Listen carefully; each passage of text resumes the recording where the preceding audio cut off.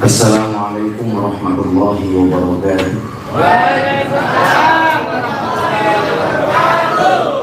Alhamdulillahirabbil alamin wa kafa. Assalatu wassalamu ala sayyidina Muhammadil Mustafa wa ala alihi wa sahbihi ahli sidqi wal wafa. Rabbi shrah li sadri wa yassir li amri wahlul 'uqdatam min lisani yafqahu qawli, amma ba'd. La ilaha ala kulli niyatin sholihah wa fadailul qabul. Al-Fatihah. A'udzu billahi minasy syaithanir rajim.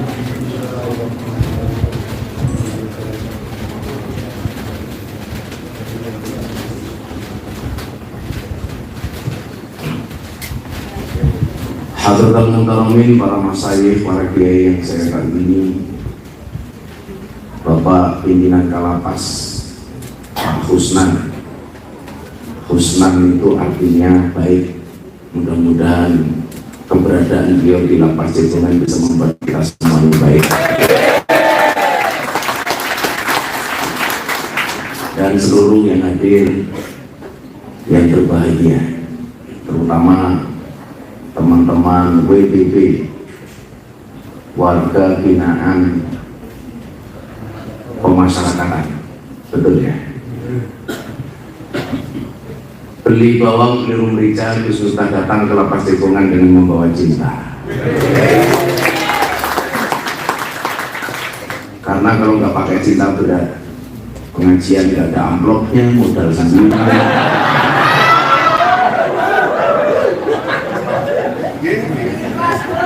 Ikhlas matamu.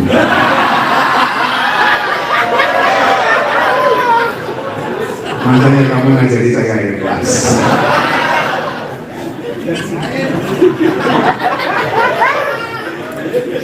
Saya sangat berbahagia dan berbangga hati. Akhirnya aktivitas lama saya dulu masuk ke lapas hari ini bisa kembali terwujud setelah sekian lama karena kesibukan masing-masing tidak bisa menjalani.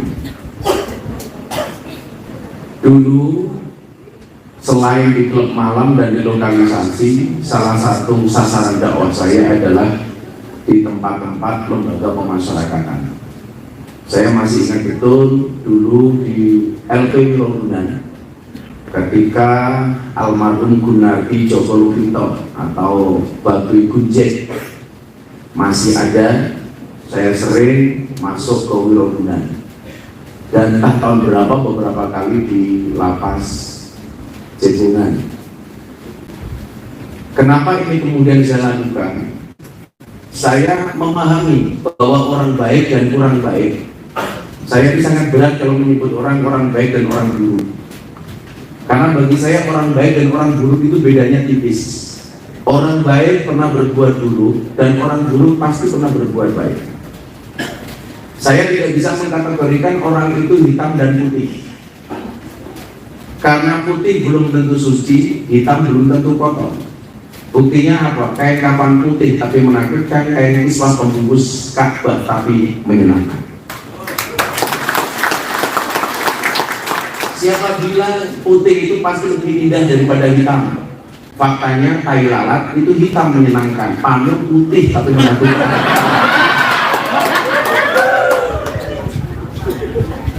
Coba kalau kamu disuruh pilih tai lalat atau pilih pamuk? Tai lalat. Maka kita ambil filosofi dari tai lalat. Hitam hampir semua orang punya. Siapapun kita, ketika berada pada posisi yang tepat itu pasti akan menjadi pribadi yang menyenangkan. Kita lihat tai lalat. Tai lalat saja itu ada yang beruntung, ada yang kurang beruntung. Di mana tai lalat yang beruntung? Ketika diposisikan di tempat yang baik, keberadaannya menambah ketamanan dan keindahan, keberadaannya menambah kecantikan. Contoh, ada cewek punya tai lalat, katakanlah di atas bibir, maka ini kategori tai lalat yang nasibnya beruntung.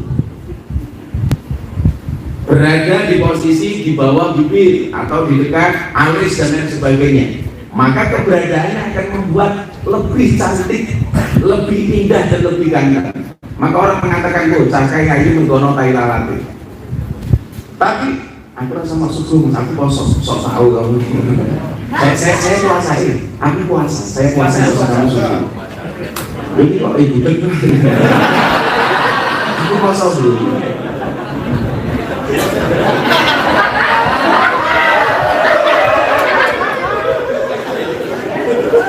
Itulah manusia, kadang-kadang berbuat baik saja salah.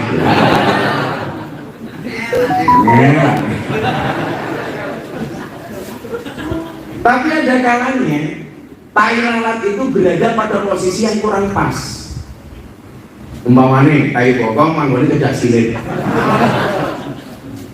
Walaupun sama-sama tai lalat, ternyata beda posisi itu akan beda prestasi. Artinya yang ingin saya sampaikan kepada sahabat-sahabat saya di WBB Cekungan ini apa? Supaya ibu-ibu kok direkam, nggak direkam saya akan polang apalagi direkam.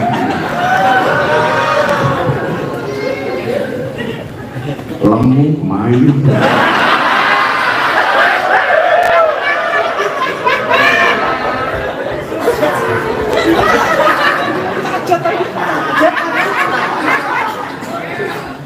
Ibu-ibu itu paling nggak tahan kalau lihat kamera.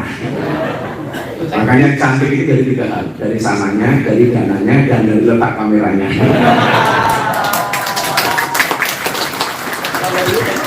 Tapi santai, sekarang cewek yang gemuk itu jauh lebih laku daripada cewek yang seksi. Kenapa? Karena cewek seksi hanya fokus pada penampilan, tidak pernah fokus pada perasaan.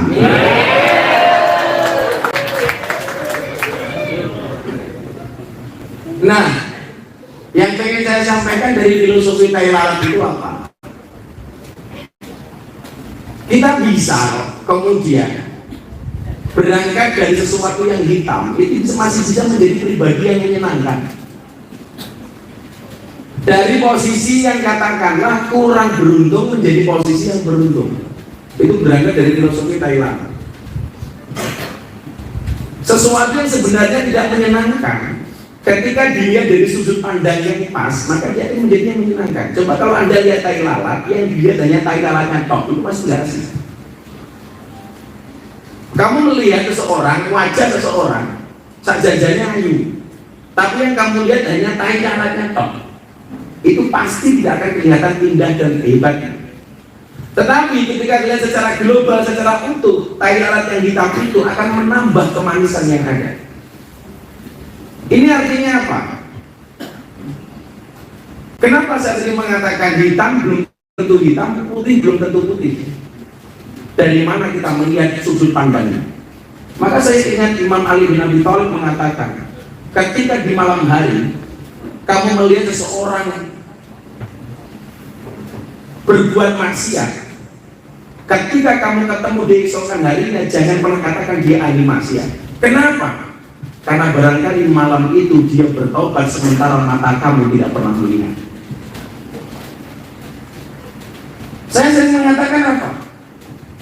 Kita itu sering menjadi hakim dan jaksa bagi kesalahan orang lain dan menjadi pengacara bagi kesalahan kita sendiri. Kalau ada orang berbuat salah dan berbuat dosa, kita hakimi, kita tuntut macam-macam. Tetapi ketika kita yang salah, kita sendiri yang salah, kita membela diri.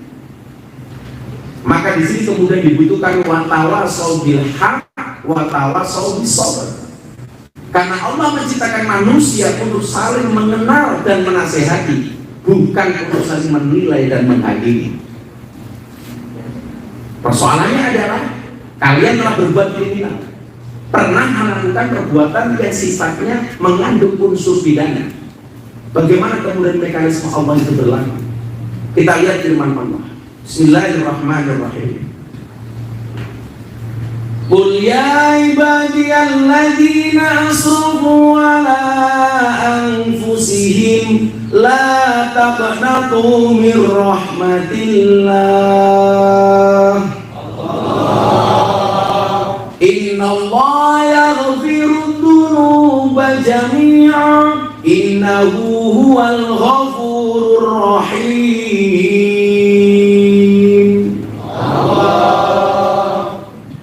Saya di sini berangkat sama saudara saya itu Imam Sajarah, Gus Jarot.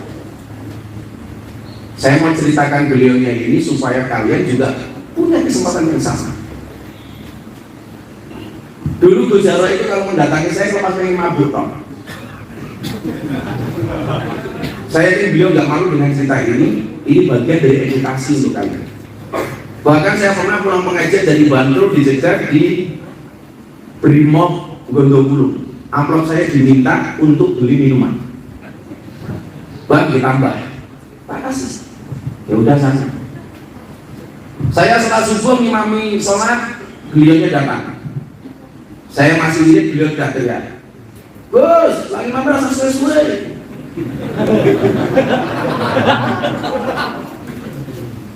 Rasa sesuai.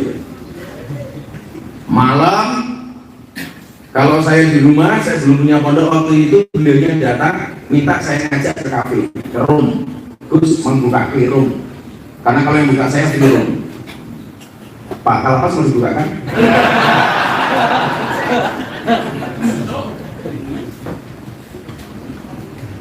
Karena kebetulan klub-klub malam hampir di seluruh Indonesia itu pengajian sama saya. Jadi kalau saya mau masuk kafe, masuk klub malam itu pasti tinggal sebut nama saya selesai.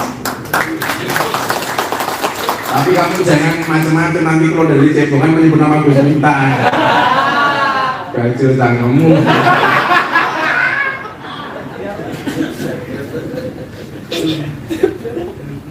Semua orang mengatakan begini sama saya, Gus, ngapain sih masih ngurusi Jarot?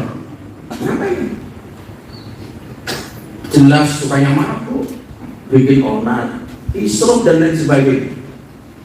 Saya kadang-kadang heran, kenapa orang itu hanya melihat masa lalu seseorang. Maka ketika saya ngaji di klub malam, di lokalisasi bersama para pemabuk, orang mengatakan begini sama saya, mubatil Gus, orang mabuk kok diajak sholat. Toh sholatnya orang mabuk tidak diterima oleh Allah 40 hari. Kenapa mereka kamu ajak sholat? Jawaban saya apa? Ditompo, ditompo, diterima, nggak diterima itu bukan urusan manusia, tapi urusan hamba dengan Tuhannya. Ditompo, urusan cangkemmu, cangkemmu orang sendiri. Makanya ada satu quote saya di bakrab itu yang paling viral itu apa? Ada bakrab, gambarnya Gus Miftah, tulisannya cukup rokib dan atid yang menilai amalku, cangkemmu usah melu. Akhirnya mereka walaupun mabuk tetap sholat sama saya. Dan sholatnya orang mabuk itu waris. Gimana enggak? Waktu itu saya bilang, Ghairil maghdubi alaihim waladdallin. Normalnya amin orang mabuk. Ghairil maghdubi alaihim waladdallin. Amin.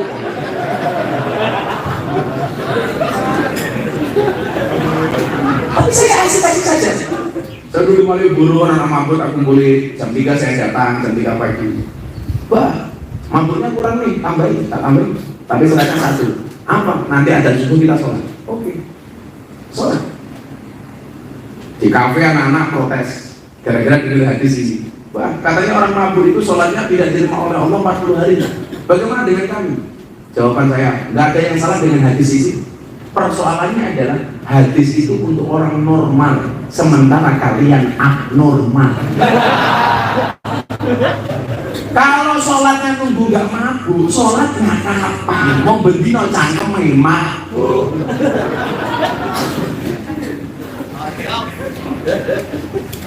Cocok kok gratis kok.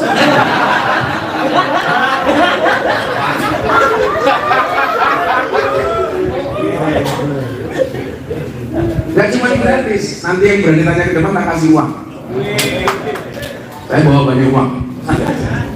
Aku ngerti tak galak ikut begitu ngomong kayak pada ini.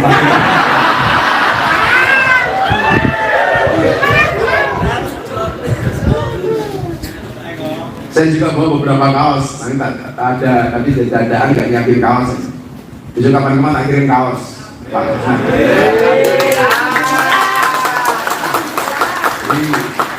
Saya itu di Doli Surabaya itu dapat julukan Gus Miftah Presiden para pendosa.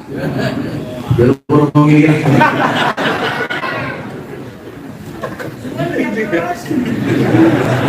saya mana sanggungmu sama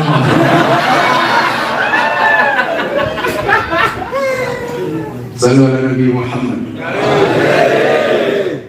Kalau kita melihat firman Allah tadi itu, Qul ya ibadiyalladzina asrafu ala anfusihim. Kalimat yang digunakan oleh Allah, pemilihan diksi katanya itu sangat-sangat indah. Coba, bagi mereka yang banyak maksiat, yang banyak dosa, yang banyak melakukan kesalahan, yang banyak melakukan kekhilafan, Allah memanggil hamba-hamba itu dengan kalimat ya ibadi. Itu artinya apa? Hai hambaku. Allah tidak menggunakan kalimat wahai engkau yang ahli maksiat. Tidak. Allah tidak menggunakan kalimat wahai engkau yang banyak dosa. Tidak. Wahai engkau pembuat onar. Tidak. Wahai engkau troublemaker. Tidak. Tetapi Allah menggunakan diksi, katakanlah hai hamba-hambaku alladzina asrafu ala anfusihim, yang telah melampaui batas atas dirinya sendiri. Kenapa Allah menggunakan kalimat hai hambaku? Allah ingin menunjukkan kedekatannya dengan orang-orang yang berbuat dosa. Allah ingin mengatakan kepada kalian, bisa jadi dosa-dosamu sebesar kapal, tapi apa kata Allah? Ampunan dan rahmatku lebih luas daripada lautan. Jadi bagi orang yang berbuat maksiat, Allah tidak menutup pintunya. Bahkan dia panggil dengan kalimat hai hambaku. Kayak Pak Bulan ketika saya sama istri, dia akan memanggil hai istri. Ada istrinya di sini. Tapi yang perlu kita ingat sebagai laki-laki adalah sehebat-hebatnya apa kita di luar sebagai atasan, di rumah pasti seperti bawahan.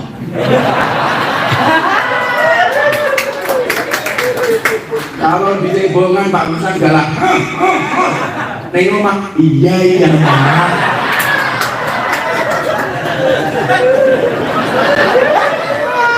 Kamu itu orang dilawan. Hanya kalian bisa kalau pulang ke rumah ingat-ingat, perempuan itu kalau disakiti nggak pernah lupa, tapi kalau menyakiti nggak pernah ingat. Itu perempuan. Dan perempuan itu ahli sejarah. Sekali kami berbuat salah, seumur hidup dia akan ingat. Itu perempuan. Ujungnya kalau pas insya Allah. Insya Allah lebih parah.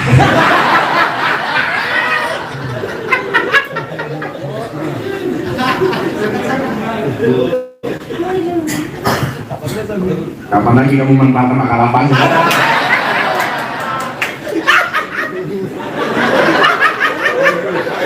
Yang pertamanya paling keras, yang saja selesai pengajian masuk sel kering.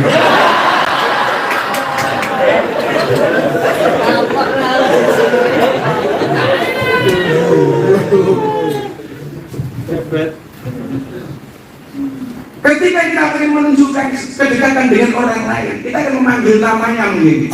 Jaro, karena pengen dekat. Istriku, anakku. Tidak kemudian hai engkau. Karena pengen menampakkan kedekatannya. Kenapa kemudian Allah mengatakan itu? Karena dia ingin mengatakan kepada hamba-hambanya, la taqnatu mir rahmatillah. Janganlah kamu berputus asa dari rahmat Allah. Maka kalian apapun dosa kalian yang pernah diperbuat sehingga menghantarkan kalian ke tempat ini, apapun itu, entah yang kecil maupun yang besar, yang ringan maupun yang berat, yang terang-terangan maupun yang tersembunyi, baik yang ngaku maupun yang tidak ngaku, apapun itu dosa kalian, entah pelanggarannya, entah 378 penipuan, 372 penggelapan, 303 perjudian. Kamu apa? Apa mungkin aku ya? Katanya kan 3 bulan ini. Berapa pasanya? 8182. Tapi kalau kamu tadi menetapkan makalah pas 352 perbuatan tidak menyenangkan. Apapun itu. Bangsa itu pernah apa? Waktu Kapolres Gunung Kidul itu Pak Ihsan Amin. Sekarang Kongres. Gus, Kapolres Gunung Kidul. Ngapain bro? Ini ada banyak kasus 303 bulan puasa. Pak Haji lagi ikut. Akhirnya saya masuk ke tahanan Polres. Ternyata benar Pak Haji itu masuk situ gara-gara 303 perjudian. Saya tanya, Anda haji? Iya. Bulan puasa kok malah judi? Kenapa? Nunggu sahur Gus.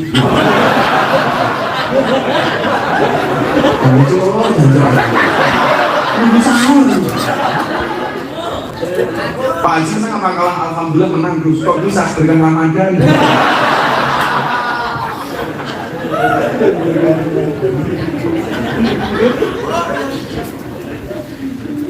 Apapun dosa yang pernah kalian lakukan, apapun bentuknya, seberapapun kadarnya, entah mungkin ada yang ikut turut serta, atau mungkin pernah ada, atau apapun, Allah mengatakan kepada orang-orang seperti itu, la taqnatu min rahmatillah, jangan berputus asa dari rahmat Allah. Makanya ketika kalian masuk ke sini, jangan anggap ini sebagai sebuah penyiksaan. Tapi ini cara Allah untuk mengurangi dosa-dosa kita, cara Allah untuk membuat kita bertaubat, cara Allah untuk membuat kita kembali kepada Allah.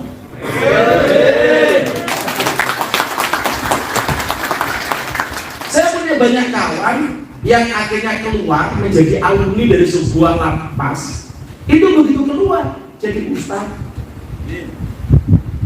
Maka saya bilang pengalaman itu adalah guru terbaik. Walaupun guru yang baik itu belum tentu berpengalaman. Kalau kalian di sini merasa, wah sebenarnya aku rasa salah kok mau diajak koncom ya. Sebenarnya saya cuma dijebak, sebenarnya begini. Fakta hukum mengatakan Anda bersalah dengan proses pengadilan. Ya, fakta hukum jelas bahwa kalian dari polisi. Maka yang perlu kalian lakukan apa? Menyesali semua perbuatan yang ada, berjanji untuk tidak mengulanginya, dan berjanji untuk menjadi yang lebih baik ketika keluar dari tempat ini. Jangan kemudian sebaliknya masuk maling titik, begitu metu dari pinter maling pedus. Begitu keluar, begitu masuk dulu kasusnya nyuri motor, begitu pulang malah jadi spesialis maling mobil. Itu artinya apa? Kita tidak bisa mengambil iktibar, kita tidak bisa mengambil pelajaran, kita tidak bisa mengambil hikmah dari semua yang kita lakukan. Menyesal wajib, karena menyesal itu adalah merupakan langkah awal untuk bertaubat. Ada kalanya orang menyadari biasa itu nggak menyesal, ini salah kok, menyesal orang. Kamu sadar merkosa itu salah, sadar. Menyesal enggak, kamu kok enak.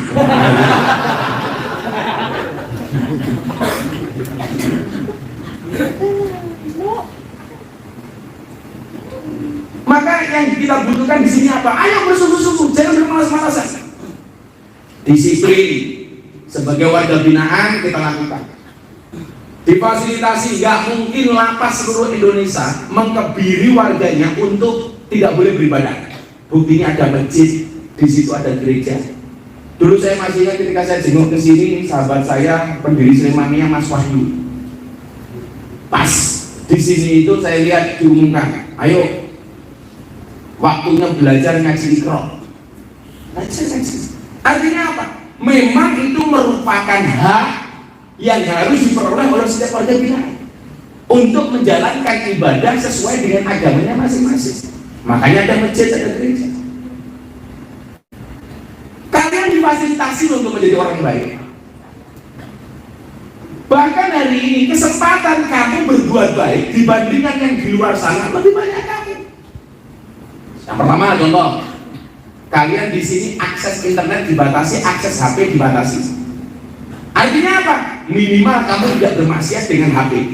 Padahal hari ini mohon maaf, orang banyak bermaksiat dengan HP. Sekarang malaikat roket dan adet itu sudah tidak lagi pernah mencatat amal manusia. Kenapa? Karena sudah dicatat oleh manusia masing-masing. Makanya kalau dulu orang Jawa keluar rumah nggak bawa keris itu merasa tidak nyaman. Sekarang para suami keluar rumah nggak bawa HP, tidak nyaman.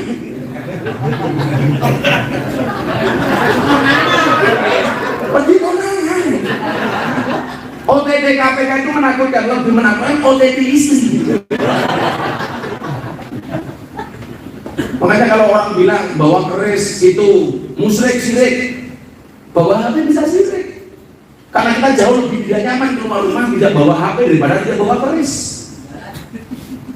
Padahal coba di kamar berdua suami istri, yang laki-laki WA siapa, yang perempuan WA siapa?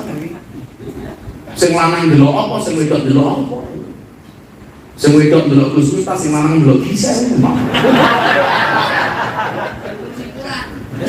Sing orang di luar sana begitu gampang hari ini berbuat maksiat. Walaupun mohon maaf ya, bedakan antara perbuatan maksiat dan perbuatan kriminal. Kalau kriminal itu pasti di dalamnya ada kemaksiatan. Kalau maksiat belum tentu kriminal. Kan ada nih ngomongnya, narkoba itu kriminal dan maksiat. Orang minum itu maksiat tapi nggak kriminal. Makanya walaupun dia mabuk, dia tidak berbuat onar, dia tidak pernah dipenjarakan. Tapi kalau narkoba jelas itu kriminal, unsur pidana dan itu maksiat.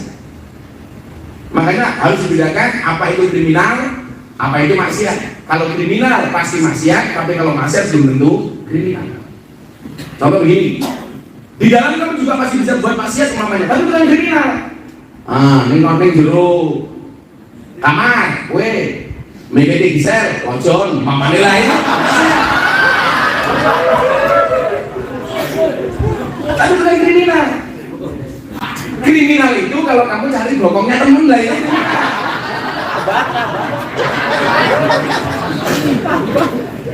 Tapi kontonnya ikhlas mas matamu.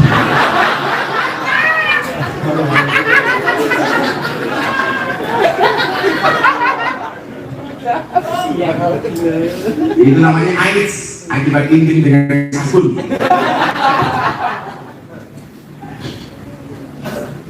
Ini justru jadi sebuah antara begini. Ketika anak kamu tanya, Papa di mana sih gak pernah pulang? Nah, Papa lagi di pesantren. Pesantren apa? Pesantren Al Gentomiyah.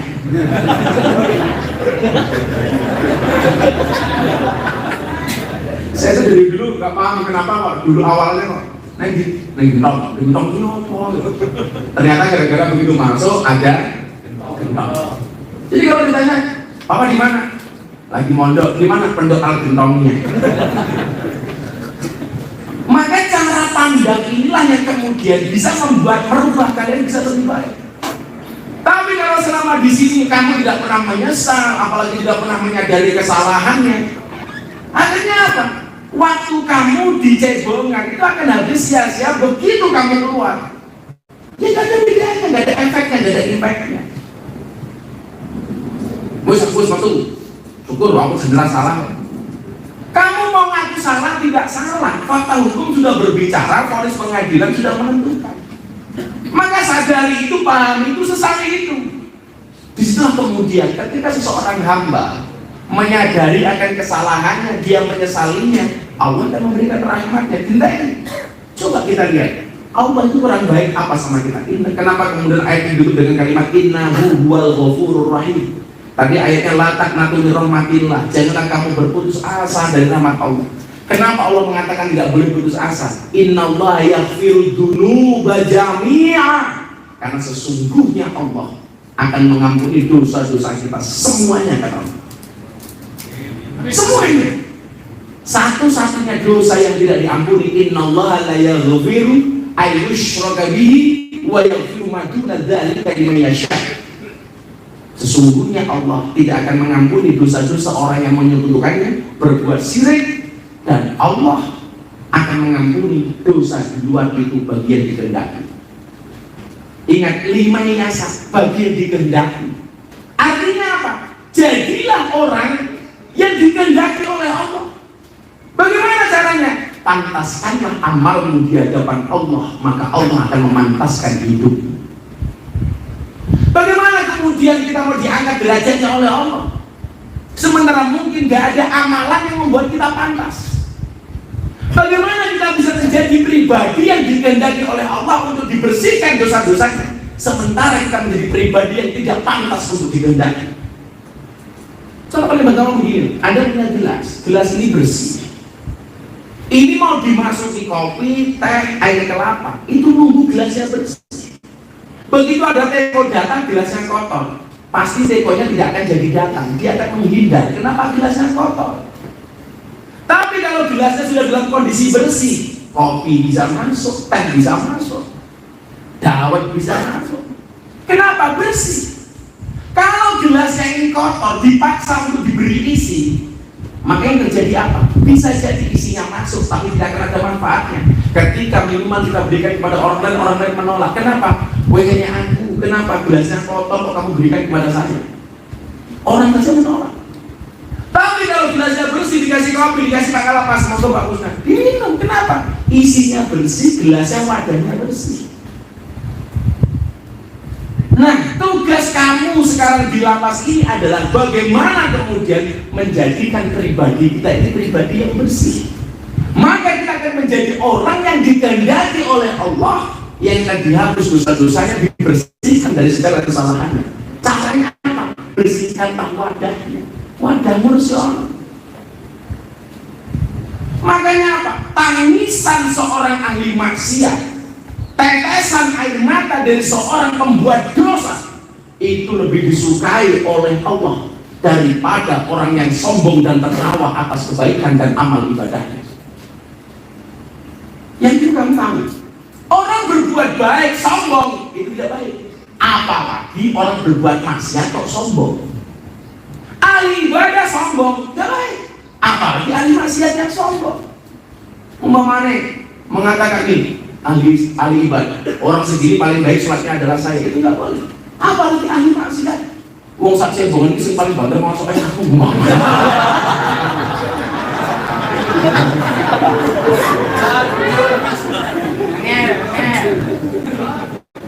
Atau kamu sombong dengan teman-temanmu, orang segini dulu di luar yang paling banyak membunuh adalah saya. Untuk apa kemaksiatan yang kamu bangga-banggakan? Perbuatan dosa yang kamu bangga-banggakan, harusnya kamu malu. Izin Allah ini. Jadi jangan pandang. Apa? Pantaskanlah amalmu di hadapan Allah, maka Allah akan memantaskan hidupmu. Kenapa dia mau mengampuni semuanya? Allah katakan di dalam Al-Quran di ayat penutupan ayat ini, innahu huwal ghafurur rahim. Karena sesungguhnya dia Allah Maha Pengampun lagi Maha Penyayang. Kalau ini kalian lakukan, ingat, pada akhirnya surga itu akan ditempati oleh ahli maksiat yang mau bertobat, bukan orang yang sok suci namun pada akhirnya tersesat. Dosa saya banyak, Pak Sastra ditanya. Ini pondok kuliah, orang seperti kalian banyak. Bahkan saya dulu pernah menerima santri keluar dari lapas, kasusnya adalah pembunuhan yang disertai dengan mutilasi.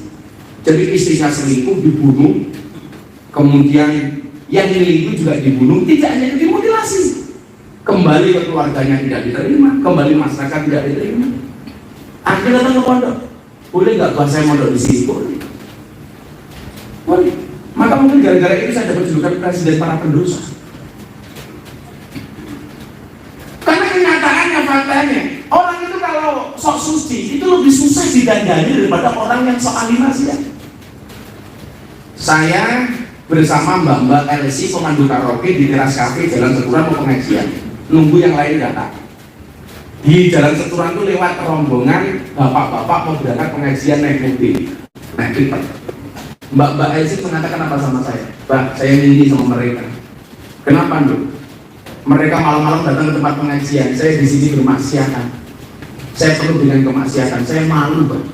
Doakan ya, Mbak. Mudah-mudahan saya bisa seperti mereka. Coba, ahli maksiat lihat orang baik itu jatuhnya iri kebaikannya. Satu saat saya jalan Magelang, lihat mbak-mbak seksi di klub malam. Bersama saya jalan bersama para kiai, para ustaz. Begitu melihat mbak-mbak yang berdandan seksi, apa kata para kiai dan ustaz ini? Wedok maksiat top, mendatangkan bencana dari Allah. mau dibilang hindari. Coba Anda lihat, dua orang dengan profesi berbeda tapi dengan cara pandang yang sangat berbeda. Ahli maksiat melihat orang baik dengan penuh rasa cinta, sementara orang yang dianggap baik melihat ahli maksiat dengan penuh kebencian. Maka kalau ada orang berbuat maksiat, jangan pernah dibully, jangan dicaci, tapi apa? Doakan.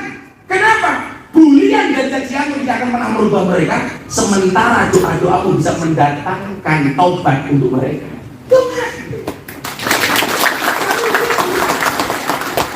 Maka Pak Kalapas, Anda besok itu bisa masuk surga bukan hanya sebagai seorang Kalapas, bukan hanya sebagai seorang pegawai, tapi ketika setiap malam Anda terbangun tahajud, kemudian Anda kirim Fatihah kepada para WBB, ya Allah, untuk semua warga binaan di Cakcebongan di bawah saya, Engkau anugerahkan kepada mereka rahmat-Mu, ya Allah, Engkau ampuni dosa-dosanya, ya Allah, Engkau perbaiki masa depan mereka. Begitu kita lakukan. Kemudian kita kirim Fatihah untuk anak-anak yang ada di sana, Al-Fatihah. Itu bisa mendatangkan rahmat untuk kita. Jadi mungkin dari sekian perbuatan baik yang dilakukan oleh Pak Kalapas dan teman-teman pegawai di sini, mungkin ini yang membuka rahmatnya Allah. Banyak ulama yang kemudian masuk surga itu bukan karena ibadahnya, bukan karena sholatnya, bukan karena puasanya, bukan karena bangun malamnya. Tetapi ada seorang ulama kemudian mendapatkan rahmat Allah gara-gara apa? Dia keluar rumah dalam keadaan kedinginan, mendapati kucing yang kedinginan, dia ambil jubahnya, kemudian kucing itu diselamatkan dengan jubahnya, dibawa pulang ke rumahnya sehingga kucing merasa hangat. Dan Allah memberikan rahmat kepada ulama bukan karena sholatnya, bukan karena tahajudnya, tetapi karena dia menyelamatkan kucing yang kedinginan. Sekian banyak amal kita sebagai pegawai lapas, barangkali kebaikan-kebaikan yang kita lakukan ketika kita bangun malam atau besok kita mendoakan orang-orang kita di sini, ya Allah, ampuni mereka, Al-Fatihah. Mungkin itu yang bisa mendatangkan rahmatnya. Maka perspektifnya sebagai pegawai, ketika menghukum napi yang salah, itu niatnya tidak untuk menyiksa, tapi untuk mengedukasi supaya mereka ringan. Ini salah. Izin Pak Kalapas, saya tadi mau ke sini WA sama Pak Menkumham, Pak Yasona Lawan. Bro, saya mau ke lapas Cebongan, pembinaan, pengajian sama teman-teman atas permintaan Pak Kalapas. Ya terus lanjutkan. Nanti saya akan ambil satu video, akan saya posting. Santai, follower 2 juta. Follower 2 juta ngaji gratis Cebongan.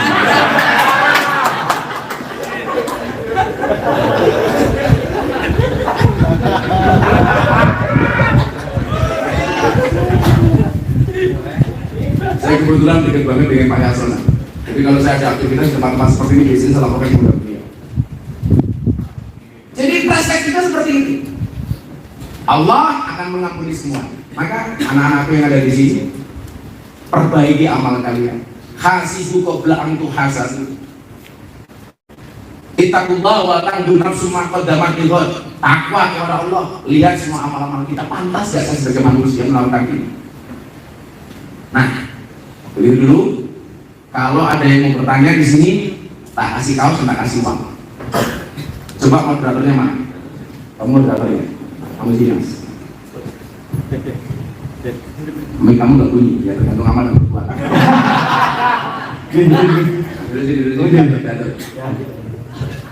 Tiga orang dulu maju. Mau tanya? Ya, silakan ayo dari warga binaan. Oh ini maju, dua ya. Satu lagi. Satu lagi. Yuk, satu lagi. Oh, 4.000. Enggak usah bersih.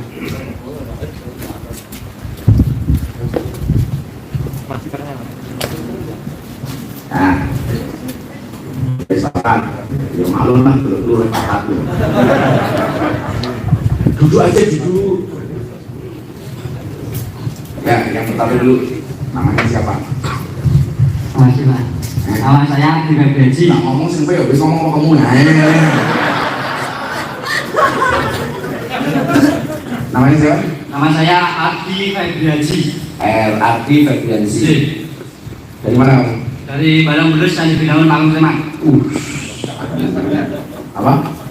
Panggilan? Cebrek. Kenapa dipanggil Cebrek? Pertama kurang tahu. Berapa? Seluruh tubuh kamu bertato? Tato Pertama kali tato berapa dulu? di bawah sekitar Ini kalau ini sedangin tentang kamu. sekitar 10 tahun. Sebelum udah bertato, tato pertama kali masih ingat gimana? Tangan Oh, di tangan. Apa? Nama pacarnya? bukan koi. Akor. Kamu sering yang bokep ya?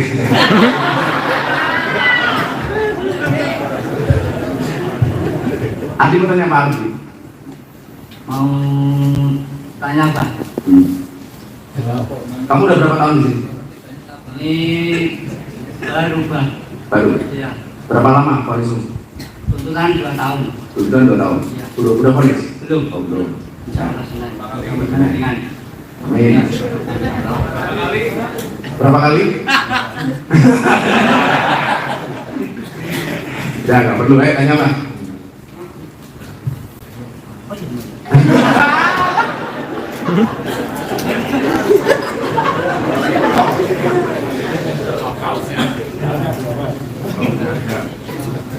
apakah orang-orang seperti ayah ini Kayak gini tuh kayak apa? Kayak kamu kayak mereka. Hah? tetap masih diterima sama Gusti Allah? Coba kamu mati ya di sini ya. Balik apa enggak? Dosanya udah banyak ini. Dulu itu ada sahabat yang sudah membunuh 99 orang. Bahkan sampai akhirnya gendut 100 orang. Dan ternyata ampunan Allah masih diberikan kepada orang seperti itu. Satu ketika Nabi Musa alaihissalam itu didatangi sama perempuan dalam keadaan menangis, gundah-gulana. Nabi Musa bertanya, kamu kenapa nangis? Saya berbuat dosa. Begitu besar wahai Nabi Musa. Dosamu apa? Saya berzina, hamil, kemudian itu lahir anaknya saya bunuh. Nabi Musa marah. Kamu pulang. Kamu datang jauh-jauh ke sini membawa dosa. Pulang. Begitu wanita ini pulang, Allah ditegur sama Musa. Musa, kenapa kamu diusir pulang? Dosanya kebangetan Tuhan, terlalu banyak. Zina, hamil, kemudian dibunuh. Apa kata Allah kepada Nabi Musa? Musa, kamu saya kasih tahu. Ada satu perbuatan yang dosanya lebih besar daripada membunuh. Dosanya lebih besar daripada zina. Apa itu Tuhan? Ketika seseorang dengan sengaja meninggalkan kewajibannya untuk menjalankan sholat. Artinya apa? Perbuatan dosa yang pernah kamu lakukan, mumpung kamu di dalam, kamu terus dengan kebaikan-kebaikan. Ikutilah perbuatan maksiatmu, perbuatan dosamu dengan kebaikanmu. Jadi kalau kamu merasa dosa kamu kemarin banyak, dan kamu harus berjanji, ini saya terakhir kecebongan. Bukan berarti karena nggak konangan. Besok suruh benar. Bukan kau pindah nafas. Bukan kalau kamu nggak masuk karena nggak ketahuan. Tapi kriminal yang saya lakukan, saya janji Allah ini yang terakhir. Jangan pernah jatuh di lubang yang sama. Jangan pernah mengulangi kesalahan yang sama. Jangan kayak itu. Jangan pernah mengulangi kesalahan yang sama. Kenapa? Karena masih banyak kesalahan lain yang harus kita coba.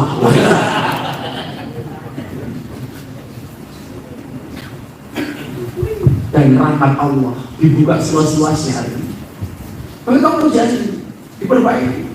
Innallaha yang dulu ila jisamikum, Allah tidak melihat jasad. Kamu mau seperti apa, mau tatoan berapa, enggak urusan. Saya dibilang tanya begini, Gus, orang bertato itu sholatnya diterima oleh Allah apa enggak? Bahwa saya bukan panitia pahala. Itu saya kamu sholat saja.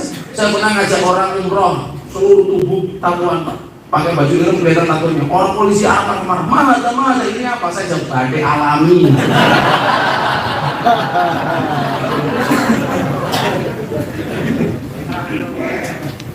Kalau tubuhmu, fisikmu bertato dengan cara seperti itu, saya hanya bisa berdoa mudah-mudahan hadir juga tatonya, tato Allah di dalamnya.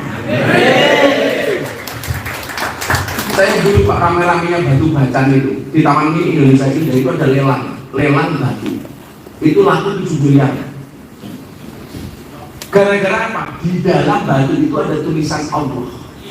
Coba Anda bayangkan, benda mati, batu itu kan benda mati, di dalamnya ada tulisan Allah. Itu laku 7 miliar, harganya 7 miliar, dihargai 7 miliar. Bagaimana ketika hati kalian di dalamnya ada Allah? Berapa harganya? Tak ternilai, tak ternilai. Maka kalau bahasa saya di lokalisasi kayak di Sarkem, saya bilang apa? Cukup bodimu yang bermaksiat, hatimu nggak usah ikut-ikutan yang bermaksiat. Lu cuma malik di orang apa aku londe semasa nganti kalau Gusti Allah agak cerita. Aku ngerti ya. Arahnya ke sana. Ya, pilih mana? Pilih kaos atau pilih duit? Oh, itu deh. Pilih kaos matamu.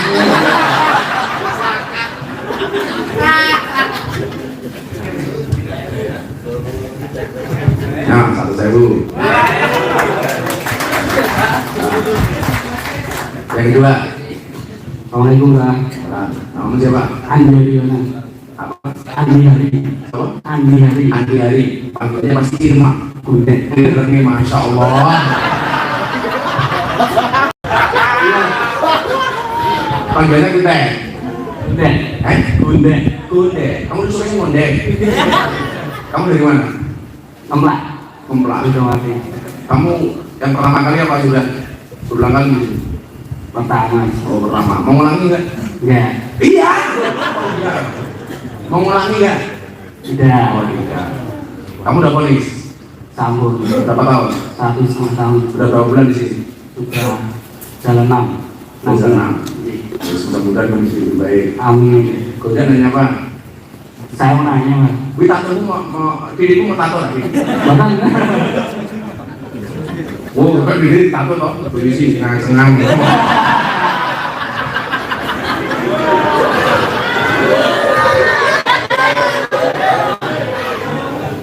Apa pertanyaannya itu? jadi setelah masuk di sini kan saya jujur bisa baru belajar sholat 5 waktu bareng teman-teman. Dulu sebelumnya enggak? Di luar nggak pernah bisa 5 waktu, ya pernah sholat tapi jarang. Kamu mau limo itu madat, maling, mabuk, apa namanya? Medok itu pernah kamu lakukan semua? Pernah. Oh, pernah. Jadi Yang paling enak siapa bu? tidak.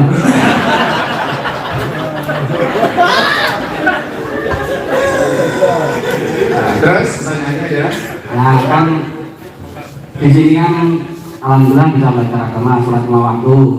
Ya harapan saya ketika keluar kan takutnya nih kalau besok di luar itu nggak kembali lagi ke yang dulu, nggak bisa istiqomah lagi terus. Nah itu caranya gimana biar bisa tetap istiqomah menjalankan ibadah seperti dalam itu. atau prediksi selamanya? Nah, ampun. Innal ladzina qalu rabbuna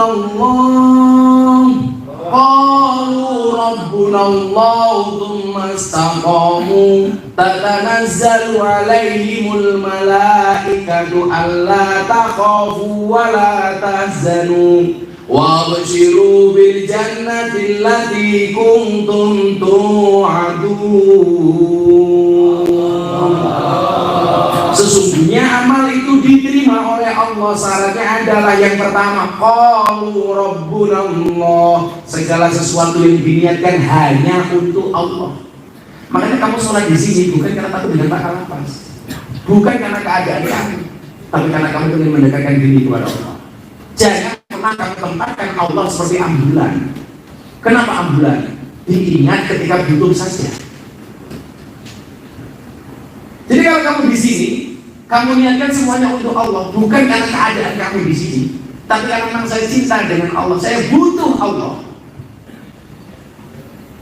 Maka akan terjaga ketika kamu di luar. Tapi beda kalau kamu di sini hanya karena takut, hanya karena kewajiban, hanya karena keadaan, berdua penak karoman suami, pasti kamu kembali keluar, tidak akan sholat lagi. Tapi kalau kamu merasa butuh, pasti akan bertanya. Maka tidak hanya diniatkan karena Allah, yang kedua adalah summastaqamu, dilakukan secara kata istiqomah. Istiqomah itu artinya konsisten, to be continuous, lumit itu terus menerus. Kadang-kadang ada orang yang angkat-angkatan. Sekarang lagi-lagi kalau baca Quran 1 juz, leren sebulan baru baca lagi. Itu namanya tidak istiqomah, tapi double L, legality. Lebih baik 5 ayat setiap hari tapi terus daripada 1 jam 1 juz sebulan leren. Dibutuhkan istiqomah. Maka orang-orang yang meniatkan amalnya karena Allah dan dilakukan secara istiqomah, apa kata Allah? Tatanazzalu alaihimul malaikah. Mereka akan ditanya oleh para malaikat-malaikatnya Allah. Malaikat-malaikatnya Allah itu membawa pesan dari Allah. Isinya apa? Allah takhafu wa la tahzanu. Jangan susah, jangan takut. Kenapa Pak Gus? Kalau pengajian dibuat menyenangkan dan happy? Karena orang susah itu hukumnya haram. Wong la takhafu wa la tahzanu. Kalau haram, susah itu hukumnya haram. Berarti orang senang itu hukumnya apa? Wajib. Kamu itu di dunia mau senang-senang seperti apa boleh, asalkan tidak maksiat. Makanya pengajian juga dibuat menyenangkan. Kalau hanya gara-gara pengajian sudah senang, maka dia tidak akan berbuat maksiat. Orang yang datang ke malam itu orang susah, orang senang. Orang susah yang mencari senang. Makanya namanya dunia hiburan malam. Kenapa mereka datang ke sana? Mencari senang. Ngerong ketemu LC, jelek LC ini ya susah ketemu susah.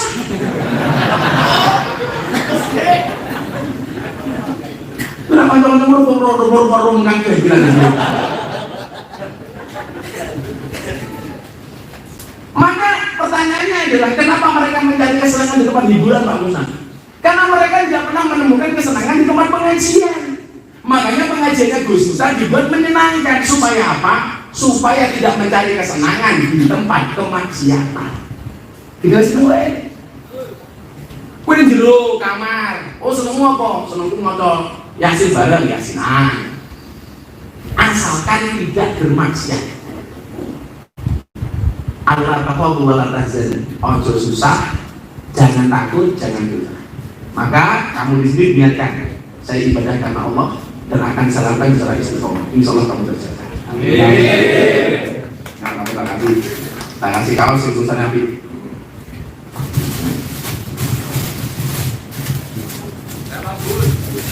Bukannya.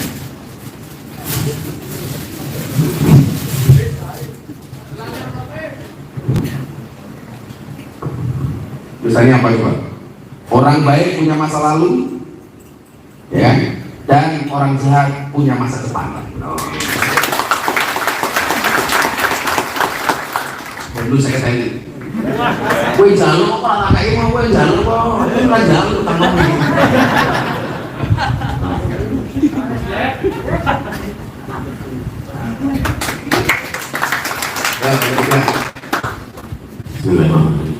Assalamualaikum warahmatullahi wabarakatuh. Waalaikumsalam. Pak siapa namanya? Nama saya Bagus Wijaya. Bagus Wijaya. Oke. Umur berapa Pak Bagus? 51. 50 lucu pakmu. Gimana Pak Bagus? Asalnya Jakarta. Oh Jakarta, udah berapa tahun di sini? 10 bulan. 10 bulan. Polis berapa tahun? 1 tahun 2 bulan. 1 tahun 2 bulan. Berarti 2 bulan lagi keluar. 1 bulan lagi bulan besok. Oh, Bulan 9. mau diulangi lagi? Insya Allah mudah-mudahan tidak Gus. Enggak. Saya jangan terus mana Pak Tilas mata. Jadi rumahnya di Jakarta. Iya Gus. Oh, kok dekatnya di sini, mondoknya di sini. Mungkin karena sudah Allah berkehendak. Oh, Sudah. jadi cara Allah mempertemukan saya dengan Gus Miftah Mata. Mungkin itu juga Gus. Hikmah Gus. Soalnya kalau Hikmah di balik penjara. hikmah di balik penjara. Ya apa Pak? Pertanyaannya apa Gus? Saya menanyakan terkait masalah taubat Gus. Karena apa yang saya lakukan mudah-mudahan tidak akan ketemu kembali. Taubat yang dikatakan taubat nasuha ini mungkin sudah taubat terakhir. Saya minta bantuan amalan apa agar bisa istiqomah untuk menjaga taubat tersebut dan minta pikir atau wiritan yang bisa dijadikan ijazah dari Gus Miftah pribadi untuk saya dan untuk teman-teman semua. Itu saja Gus, terima kasih. Ya, ini jasa umum. Tolong perbanyak baca sholawat ini, sholawat yang saya populerkan. Hasbi Rabbi Jalallah, cukuplah Allah yang Maha Agung sebagai penolongku. Maafi qalbi ghairullah, tidak ada sesuatu pun di dalam hatiku kecuali asmamu ya Allah. Nur Muhammad sallallahu, cahaya Muhammad yang Allah bersolawat kepadanya. La ilaha illallah, tidak ada Tuhan kecuali Allah. Ini baca. Mau pakai nada boleh. Hasbi Rabbi Jalallah, ma fi qalbi ghairullah, Nur Muhammad sallallahu, la ilaha illallah. Coba bareng-bareng. Hasbi Rabbi Jalallah, ma fi qalbi ghairullah, Nur Muhammad sallallahu, la ilaha illallah. Bangun malam jam 3 sholat, baca sholawat ini. Saya lebih banyak kesaksian orang yang mengamalkan sholawat ini, Allah memberikan solusi dari masalah yang dihadapi. Allah memberikan jalan keluar dari problem-problem yang dihadapi. Pak Bagus baca ya. Kemudian baca Fatihah setiap hari sholat kepada keluarga-keluarga terdekat. Fatihah itu, bapakku Al-Fatihah, pengen itu momen yang mati, istriku cuma Al-Fatihah, anakku Al-Fatihah. Kalau saya lebih keren lagi, kalau Fatihah untuk orang yang saya cintai itu biasa. Kalau malam saya mau tidur, yang saya Fatihah siapa? Satu, untuk keluarga saya, anak istri, bapak ibu saya. Kedua, untuk santri-santri saya. Ketiga, untuk jamaah saya. Keempat, kalau dulu pasti ya, keempat untuk guru-guru saya. Kelima, untuk semua orang yang mencintai saya. Dan keenam, untuk semua orang yang membenci saya. Wong saya jangankan saya senang, yang benci saja saya pakai. Untuk semua orang yang membenci saya, Al-Fatihah. Tanya bisa lagi, kalau ada orang nggak suka sama saya, tak kirim amplop. Orang nggak suka sama saya, tak kirim medus. Orang nggak suka sama saya, tak kirim beras. Lamun aku tak kirim beras, saya tak benci beras. Kenapa kok? Itu sederhana tapi berat. Kalau kita mendoakan orang yang kita cintai itu biasa. Aku dengar Pak Kus Al-Fatihah, Pak Kus senang sama istrinya Al-Fatihah biasa. Fatihah sholawat, Fatihah sholawat, Fatihah sholawat. Kamu gak bisa mendidik anak kamu di rumah karena kamu di sini. Kamu Fatihah kamu sholawati untuk anakku yang di sekolahan. Al-Fatihah, Allahumma sholli ala sayyidina Muhammad. Kamu yang bisa pulang ke rumah, lihat anaknya masuk kamarnya, pegang kepalanya, Allahumma sholli ala sayyidina Muhammad. Anakku mudah-mudahan soleh-soleh ke Al-Fatihah. Bapak-bapak punya istri cantik saya gampang turun suka tanggung. Allahumma sholli ala sayyidina Muhammad. Ala sayyidina Muhammad.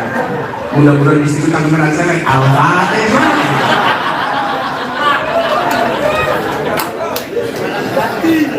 Di balik kain tercerewet tambahin Yasin Satahine. Dari negara dewi. Ya Fatihah selawat, Fatihah selawat, Fatihah selawat. Kalau saya gitu bangunan, orang benci saya kayak apa pun tapi nanti untuk semua orang yang benci saya Al-Fatihah. Mudah-mudahan karena saya meyakini apa? Doaul mar'i li akhihi ka du'aihi li nafsihi. Doa seseorang kepada saudaranya seperti doanya kepada dirinya sendiri. Jadi kalau kamu mendoakan orang lain jelek, maka kejelekan itu akan kembali kepadamu. Tapi ketika kamu mendoakan orang lain baik, maka kebaikan itu akan kembali kepadamu. Lalu itu kemudian Satu lagi sudah satu aja menyampaikan untuk kesaksian itu. Oh kesaksian apa? Pesan sama mau Pak? Kalau nggak sudah Pas sama Pak Edi. oh ya Karena sebentar lagi saya pulang Pak. Sebelum orang aja nggak yakin Sebelumnya saya ucapkan terima kasih kepada Pak Kusnan Pak Lapas beserta jajaran dan Pak Erik sebagai PLT atas waktu menerima kami di sini. Ada kabar sedikit baik atas saya minta kesaksian dari Bapak dan Gus Miftah. Saya di sini sudah menghatamkan Al-Quran sudah 47 Pak. Target saya 50 sampai pulang, mohon doanya Gus.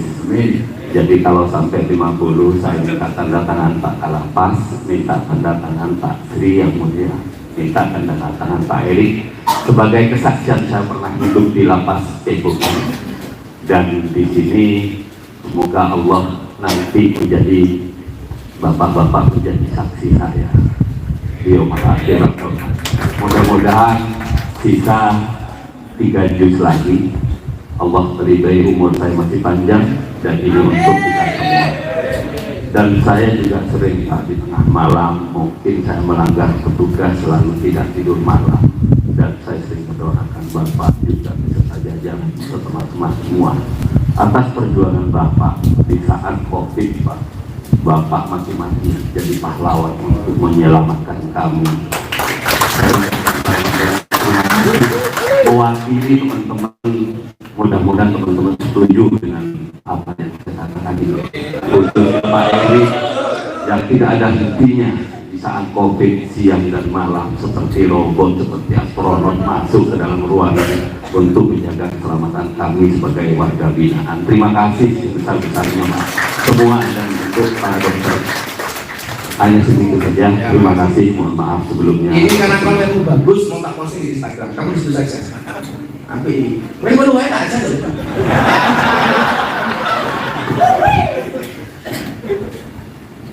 Saya berada di Lapas Cebongan di bawah pimpinan Pak Kusnan. Ini Pak Menteri, saya berada di Cebongan. Dan ada kesaksian yang luar biasa dari salah satu warga binaan kita, namanya Pak siapa? Pak Bagus.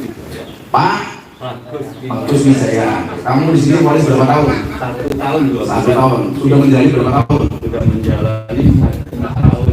1 tahun. Kurang sebulan lagi selesai. Selama di dalam kamu menghatamkan Al-Quran berapa kali? 47 kali. Sekarang sudah masuk ke juz 10. Juz 10 mau 48. Mau ke 48. Oh, kamu menargetkan sebelum keluar sebulan lagi khatam berapa kali? 50 kali. 50 kali. Tepuk tangan untuk Pak Bagus. Dan yang lain harus bisa kayak mana namanya? Orang khatam awas. Terima kasih, terima kasih. Yang Pak Bagus tapi kayak duit orang kaosnya.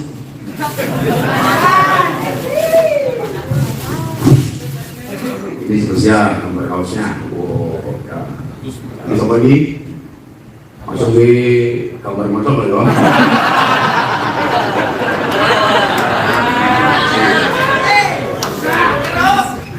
Ya, nah ini bapaknya.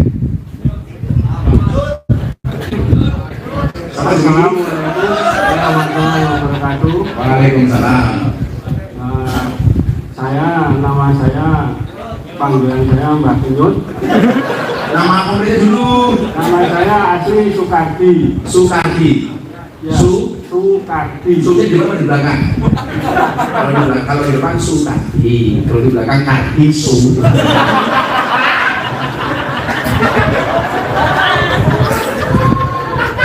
Panggilannya Mbak Kinyut. Mbak Kinyut. Sudah berapa lama di sini Mbak Kinyut? 4 tahun. 4 tahun. Kurang berapa lama lagi? Kurang 3 bulan. Kurang 3 bulan. Aslinya mana Mbak? Tempel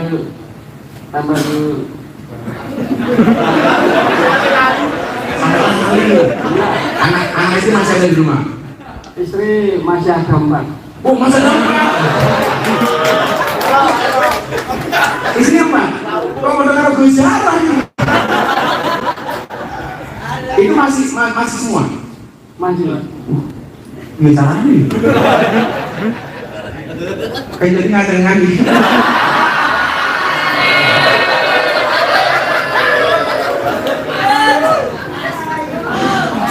Pak Kusnan sing duwe apa sih siji?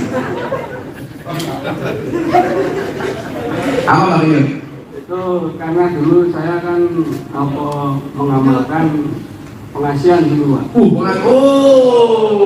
Pengasihan. Terus Saya kan pekerjaannya saya jadi dukun. Oh, kamu dulu. Ya. Sorry. Kamu kasusnya apa? Kabul, Pak. Terus wis bujuri papa dicabul ya. Langsung tunireng. Kakaknya mendel.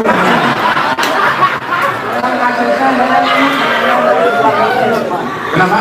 Memang kasus saya ini Oh, kasus.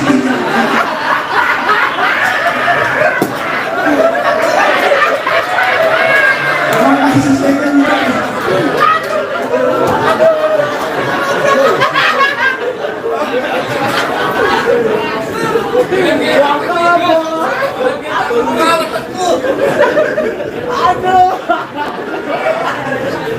Saya lemas bukan karena berpuasa, karena ngejoki. Terus lanjut, apa nanya? saya kan Penghasilannya apa coba? Saya mau dulu. Penghasilannya apa yang kamu amalkan dulu? ya dulu Mantranya apa? surat Yusuf, Pak. Yang mana? Yang di sekolah. Yang yang bintang bersujud itu? Ya. Terus? Ya, cuman itu terus saya ini kan pekerjaan saya kan kebun. Nah dulu saya ini pekerjaannya cuman adanya cuman nyantet orang. Oh, nyantet? Ya, sama nolong orang, tapi Kalau nyantet masih bisa? ya insya Allah.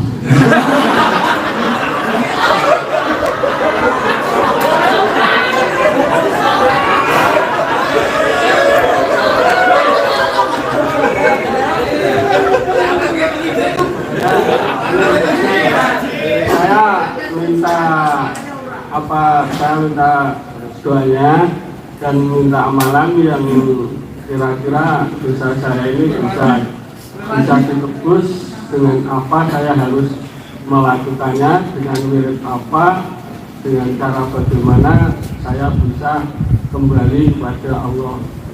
Soalnya anak-anak saya kan sudah besar semua, jadinya saya pengen hidup saya, sisa hidup saya ini cuman untuk ibadah pada Allah. Sekarang punya umur berapa? 55. 55. Lima tahun menanggih yang saya bukan pemati ini. Pak Kenyot baca sholawat setiap habis sholat 100 kali. Sallallahu ala Muhammad, sallallahu ala Muhammad, sallallahu ala Muhammad. Terus baca Fatihah 7 kali. Baca Fatihah 7 kali. Saya baca sholawat sallallahu ala Muhammad 100 kali. Kan nggak lama itu cuma 5 menit selesai di sholat langsung. Kamu jangan sholatnya mat kolam cing, mat apa salam kencing.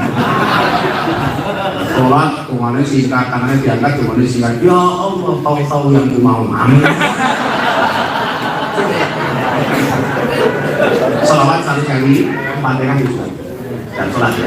Sementara ini saya mengamalkan Mazmur Syarif. Apa? Surat-surat yang Jadi Mazmur Syarif itu. Ya nggak apa-apa untuk amal dari hari ini. Ya. Terus amalan-amalan yang lama, perdukunan, pengasihan, penyantetan, semuanya dibuang. ya. Semuanya dibuang. Kalau kamu praktek nyantet bisa? Oh, nggak bisa tak bayar. Namun bertobat. Oh, sesempat. Ya berarti dibuang semua ya. Dibuang penyantetan, pengasihan, perdukunan. Besok keluar nggak usah dukun lagi. Ya. Bukan gitu. Kamu pas jadi dukun pernah dapat bayaran paling mahal berapa? 10 juta. 10 juta. Satu pasien. Satu pasien. Sebulan berapa pasien? Itu tiap kalau yang besar-besar itu paling sebulan itu ada 2 kali. Tapi kalau yang kecil-kecil itu paling yo 4 kali. 4 kali. Lah bojomu sepakat wis nyet lho. Saya dulu punya penyakit pelupa.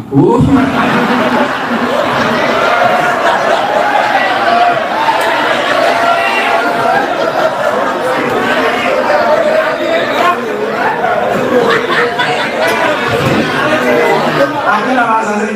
Jadi mendel lali tak itu bojone. Loh, kok liya kok? Udah gitu ya, salawat. Nah, 1 kali. Nah,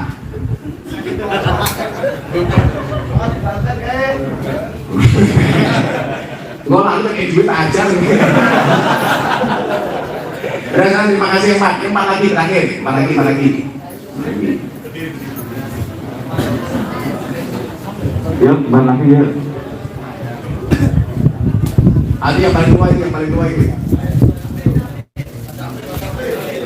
Tinggi.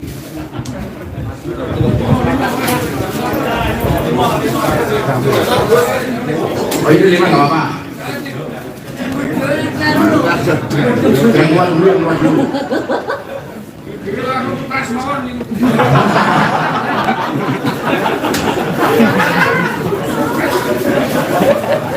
Yang paling sepuh. Nama saya Tukijo, pasal 363. Apa 363 apa? Malih.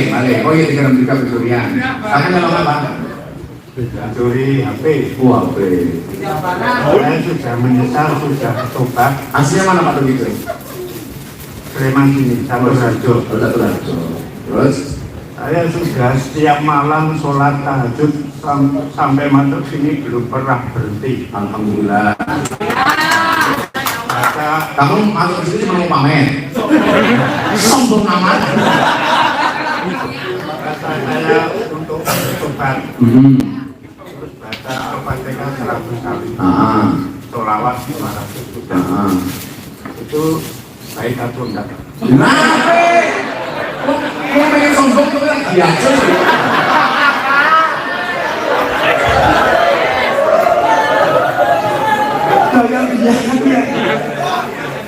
Saya sedang sholat 500 kali.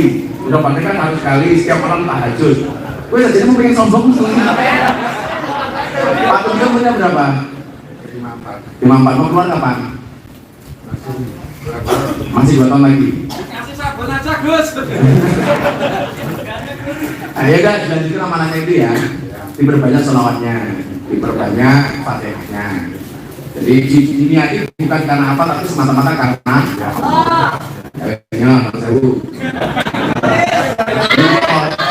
Untuk dia apa? Sabun. Untuk dia apa? Kamu di sini masih dapat kiriman dari keluarga kamu enggak? Enggak. Lu segini ono mangan no. Mangannya juga toh. Kadung kan.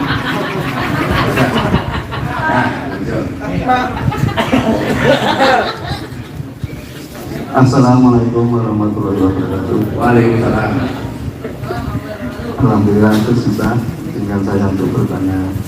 Pak siapa namanya? Nama saya Dwi Handoko. Siapa?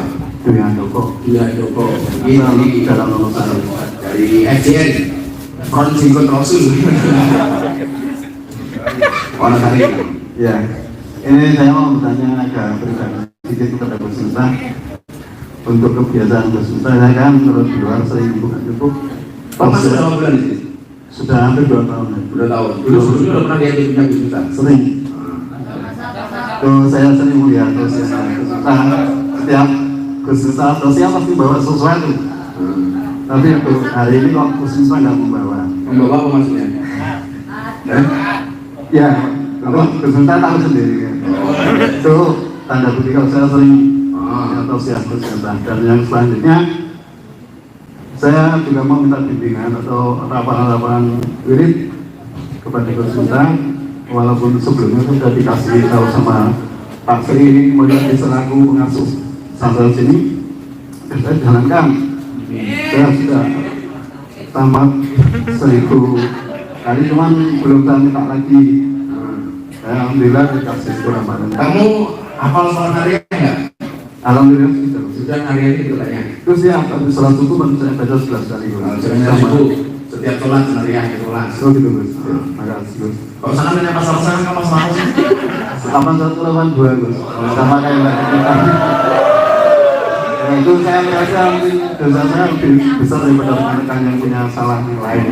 Nah, udah sholat harian setiap sholat 11 kali. Pak itu berapa? Pak berapa? 241. 241. Jadi gini, kaosnya saya pending, besok tak kirim Quran baru 241 buah. Terima kasih untuk kita mungkin bisa berguna Jadi Quran yang ada terjemahnya biar dibaca terjemahnya juga. Amin. Ya, ya. 8118.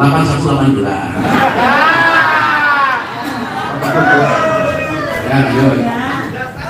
Assalamualaikum warahmatullahi wabarakatuh. Siapa namanya? Nama saya Riko Gus. Pak Riko. Riko. Oh, Riko. Ya. Dari mana Riko? Dari Jogja. Ya. Sudah berapa bulan di sini? Sudah 6 bulan. Mau 7 bulan ini. Mau kurang berapa bulan? Insya Allah kurang 1 bulan lagi. Makanya sama Gus Miftah, saya sebagai seorang mualaf, terus Kamu mualaf? Saya baru bisa sholat ya baru semenjak saya di sini. Mualafnya di sini apa di luar? Saya mualaf tahun 2019, tapi baru bisa sholat baru di sini Gus, baru 6 bulan ini. 2019 berarti mualafmu bareng sama Dewi Corbuzier di tempat saya itu. Dewi Corbuzier itu betul. bulan Juni 2019. Saya sekitar bulan Agustus. Oh, selama 2 bulan. Iya. Nah, saya mau minta masukan dari Gus Miftah sebagai seorang mualaf, masukan untuk saya sebagai seorang mualaf gitu Gus. Kamu sudah lagi keluar toh? Iya. Cari guru yang baik, cari guru yang benar. Karena apa? Ilmu bila syaitan pas syaitan. Ilmu tanpa guru, gurunya setan. Salah milih guru, gurunya bandai setan. Makanya besok begitu keluar, cari sistem pengajian yang baik. Pengajian yang tidak suka mengharam-haramkan orang lain, menyesatkan orang lain, menerangkan orang lain, membina-binakan orang lain, tinggalkan semua. Cari guru yang paham wawasan kebangsaan, cari guru yang tidak hanya paham agama tapi juga paham Pancasila, cari guru yang mendukung ideologi Pancasila, yang cinta mati dengan NKRI dan seterusnya. Kalau boleh Gus Miftah, setelah saya keluar nanti mau sholat ke tempatnya Gus Miftah di tempatnya Gus Miftah sama Gus. Boleh nggak apa-apa. Kamu masih punya keluarga? Masih Punya istri? punya Gus. Punya istri. Istri nggak hilang nih. Saya di Lapas Wonosari juga Gus, sama anak saya. Oh, ya sudah. Nanti mau ke tempat saya boleh, mau ke tempat Gus Jarod boleh. Tapi pas ngaji aja nih hakam rentak aja. Jadi lihat pokoknya keluar kamu dari guru yang benar.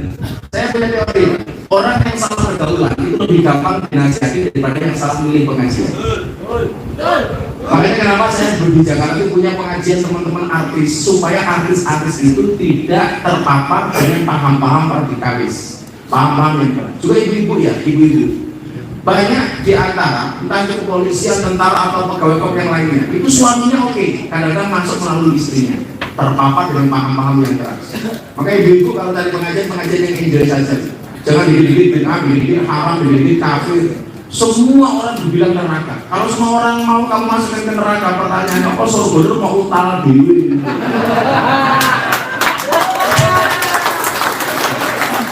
Kalau saya itu ibadah mas, nggak pernah berpikir berikut surga neraka. Karena bagi saya surga neraka itu urusannya Gusti Allah. Kowe mau ibadah Gus, aku apa enak kalau Gusti Allah? Allah sudah mencukupi semuanya, kok masa saya nggak mau sujud kepadanya? Jadi bukan karena surga, bukan karena takut neraka. Kau lagi mengatakan saya ingin masuk surga, besok di surga itu 70 bidadari. Halah, tapi yang dewasa di surga.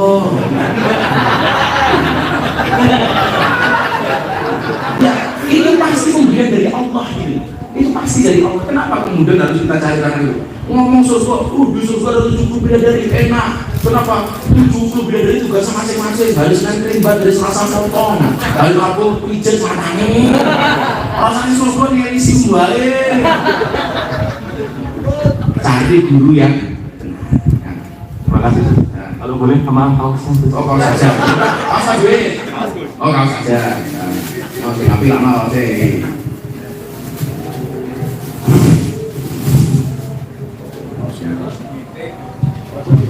Panjang. Terus ini apa itu? Yang punya ilmu sedekah dengan ilmunya, mulang. Yang punya harta sedekah dengan hartanya, nyumbang. Yang punya tenaga sedekah dengan tenaganya, rewang. Maka jadilah sing nyumbang, nyumbang atau rewang. Jangan jadi yang keempat. Wis ora nyumbang, orang mulang, orang rewang, cangkem wis rewet.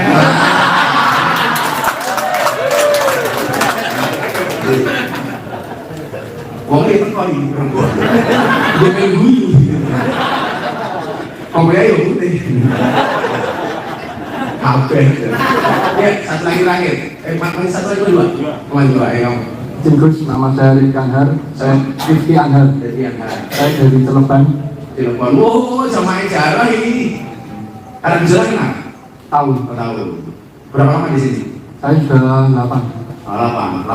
8 bulan. 8 bulan. Masuk berapa lama? Paling cepat main. Paling cepat ini. Dia panggil mana gitu kan?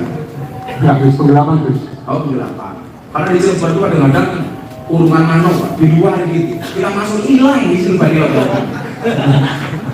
Ya, kenapa Bibi? Menuju itu saya ingin bertanya, saya saat ditahan baik di polsek maupun di lapas ini beberapa kali bermimpi berjumpa dengan ulama. Saya mohon Gus untuk memberikan semacam tafsiran dari mimpi saya tersebut. Terima kasih. Angel. Jadi begini, satu ketika Tuan Guru Zaini Abdul Ghani, Tuan Guru sekumpul, makamnya di Martapura. Beliau ini walinya Allah.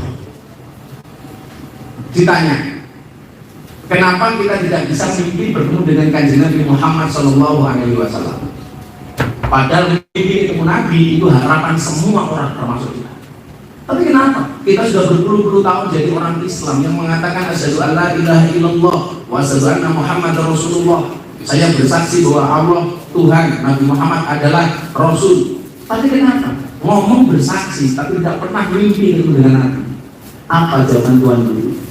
Karena rasa cintamu yang kurang kepada para ulama alladzina hum warasatul anbiya. Jadi kunci untuk ketemu Nabi, mimpi ketemu Nabi adalah dengan cara mencintai ahli warisnya para Nabi. Siapa? Al-ulama yang merupakan pewarisnya para Nabi. Jadi pintu untuk ketemu dengan Nabi harus mencintai ulama-ulamanya yang merupakan ahli warisnya para Nabi. Enggak mungkin Allah mau dijumpai oleh orang yang tidak mencintai ahli waris. Bagaimana Nabi mau hadir kepada orang yang tidak pernah cinta kepada ahli warisnya para Nabi? Jadi kalau kita pengen mimpi ketemu Nabi, syarat utamanya adalah mutlak harus mencintai para ulama dan dia. Itu kunci. Maka dikatakan apa? Alaikum bimujalasatil ulama wastima'i kalamil hukam. Hendaklah kepada kalian untuk saling bermujalasah dengan para ulama dan belajar mendengarkan fatwa-fatwa para ulama. Kenapa? Karena kiai itu adalah merupakan pintu masuk untuk mengenal Kanjeng Nabi. Kalau Nabi Muhammad itu lampunya, para kiai itu adalah saklarnya. Kamu nggak mungkin mendapatkan penerangan dari lampu itu kalau tidak pernah menyentuh saklar. Nggak mungkin Nabi mau berjumpa dengan kita sementara kita tidak pernah mencintai ahli waris. Maka ketika kamu mimpi dengan para ulama, itu adalah salah satu cara Allah untuk melembutkan hatimu. Karena apa? Tadi dikatakan alaikum bimujalasatil ulama wastimai kalam bukan bagimu untuk bermujalasah bersama para ulama dan mendengarkan fatwa-fatwa para ulama. Fa inna Allah, maka sesungguhnya Allah yuhyil qalba al-mayt, akan menghidupkan hati yang mati binuril ulama, dengan cahaya dari para ulama. Binuril ini, dengan cahaya ini. Kama yuhyil ardo al-maut, sebagaimana Allah menghidupkan bumi yang mati bima'il matoli, dengan air hujan. Jadi kalau hatimu ingin lembut, salah satunya apa? Bisa kamu keluar hadiri majelis-majelis ulama. Gus Jawa itu punya majelis rutin di Cilegon. Besok kamu keluar dari sini hadir, cintai para ulama-ulama itu, karena ulama-ulama itulah yang akhirnya akan membimbing kita untuk berjumpa bersama baginda Rasulullah Muhammad SAW. Jadi kawan-kawan begini, hari ini coba mulai mahabbah rasa cinta bersama para kiai, para ulama, para masyayikh, para habaib. Timbulkan rasa cinta itu, karena itu pintu masuk kamu supaya dikenal oleh Nabi Muhammad SAW. Yuk terakhir, kau belum dikasih uang kamu. Terakhir. Assalamualaikum warahmatullahi wabarakatuh. Ini ngomong semua ya. Assalamualaikum warahmatullahi wabarakatuh. Saya mau nanya, Namamu siapa? Edi Karmono, alias Kapling. Dulu saya juga kita kumpuli. Edi Karmono, Pak. Edi Karmono. Dari mana kamu? Jogja. Jogja. Kasusnya apa? 363. Tiga maling nih. Yang mananya kalau saya kan habis mau sholat kan nggak usah wudhu, langsung mandi besar, boleh Pak? Saya jauhin aja. Dan terima kasih.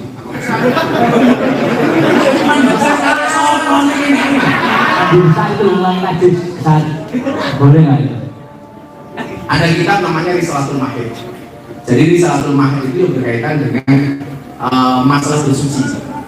Sebenarnya khusus untuk perempuan, tapi dulu guru saya ngajari saya untuk santri-santri laki-laki juga harus belajar soal itu. Nah, mandi besar itu karena apa saja sih? Apa yang mandi besar kenapa saja sih? Kamu jawab. Oh, Lonjon, tapi enggak lonjon. lonjon itu tangannya ngene. Biasa jadi lonjon. Bisa kalau enggak mimpi basah, kalau enggak ojok ya. Kalau enggak ya udah bisa aja. Enggak ada sampo ya pakai sabun. Sebelum mandi. Penyebab mandi besar itu apa saja? Oh, mimpi basah. Biasa. Onani. Onani. Terus, kamu tahu nggak orang yang sudah onani itu kalau matanya banyak tumbuh rambutnya? Enggak tahu. Lu malah dulu ya.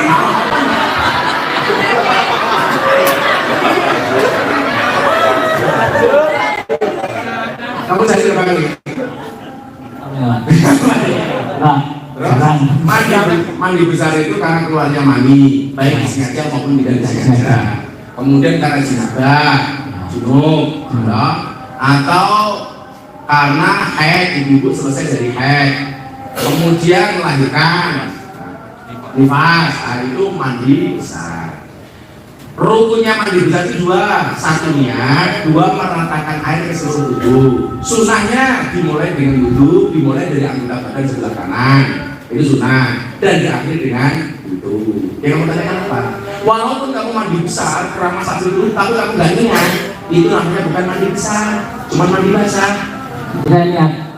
Niat. Saya niat umpamanya, kamu niat karena jinabah umpamanya, nawaitu ghusla lil hadas akbari minal jinabati fardhu lillahi ta'ala. Oh saya di rojol terus, nawaitu ghusla lil hadas akbari minal rojol.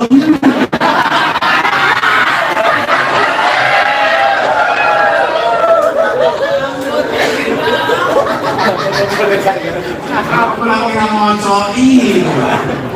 Min khurujil mani, dari keluarnya mani lillahi ta'ala.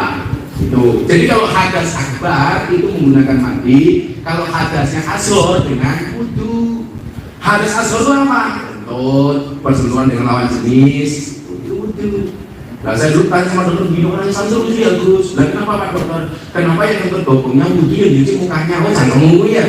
Nah jawab sama dengan dokter, kenapa yang sakit matanya? Kok yang disuntik bokongnya, mau matanya ini disuntik ya?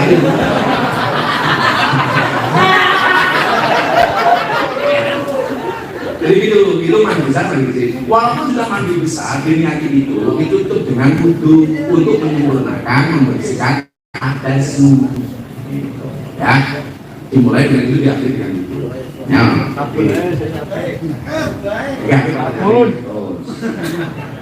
oh preman lah. Oh, cuma gendong. Sudah, Pak. Sudah tenang.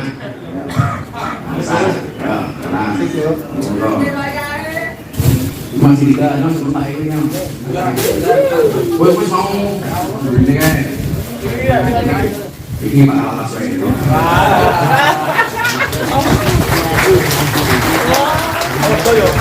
pengajiannya bismillah klasik tidak menerima malah memberi.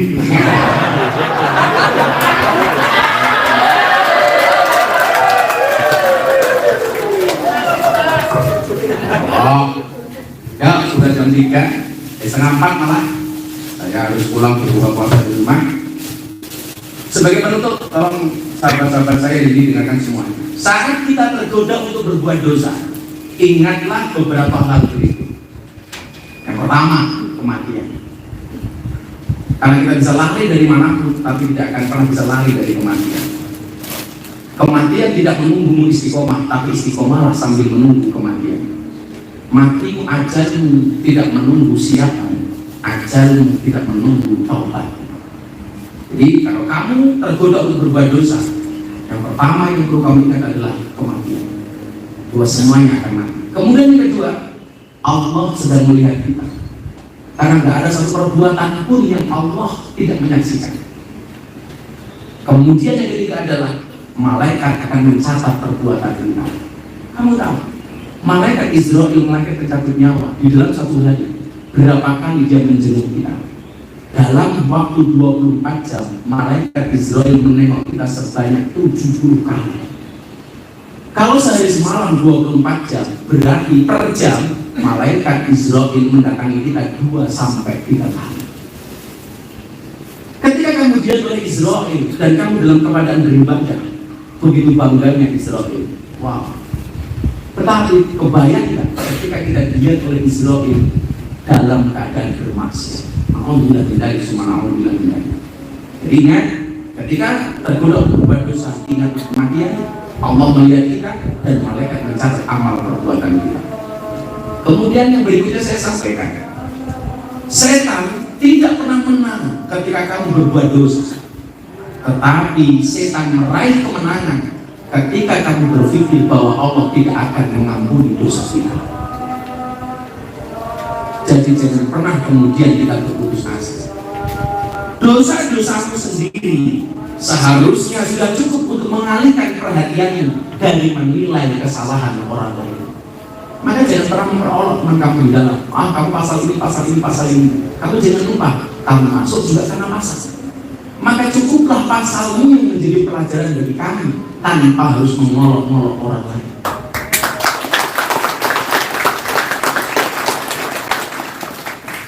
Jangan pernah berpikir buruk tentang saudara sesama muslim, laki-laki maupun perempuan. Tak peduli dosa apa yang mereka lakukan, bencilah dengan perbuatan dosanya, bukan dengan orangnya. Berikan nasihat dan berdoalah untuk mereka. Maka kalian jadi dihukum, bukan kamu yang dihukum, tapi karena perbuatan dosa dan kriminalnya kamu dihukum. Maka perlu kamu sadari, sehingga kemudian besok kamu keluar dari sini, insya Allah menjadi insan-insan. Terakhir saya sampaikan, waktu bilang dapatkan aku, lupakan segalanya. Waktu bilang ikuti aku, lupakan segalanya. Masa depan bilang perjuangkan aku, lupakan segalanya. Tetapi Allah bilang dekati aku, akan memberikan segalanya. Sallallahu alaihi Muhammad. Hasbi Rabbi Jalla Allah, ma fi qalbi ghairullah, Nur Muhammad sallallahu la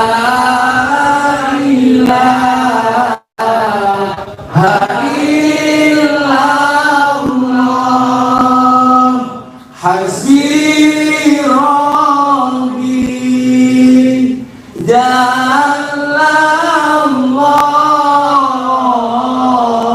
ma fi qalbi ghairullah, Nur Muhammad sallallahu la ilaha illallah. Hasbi Rabbi Jalla Allah, ma fi qalbi ghairullah,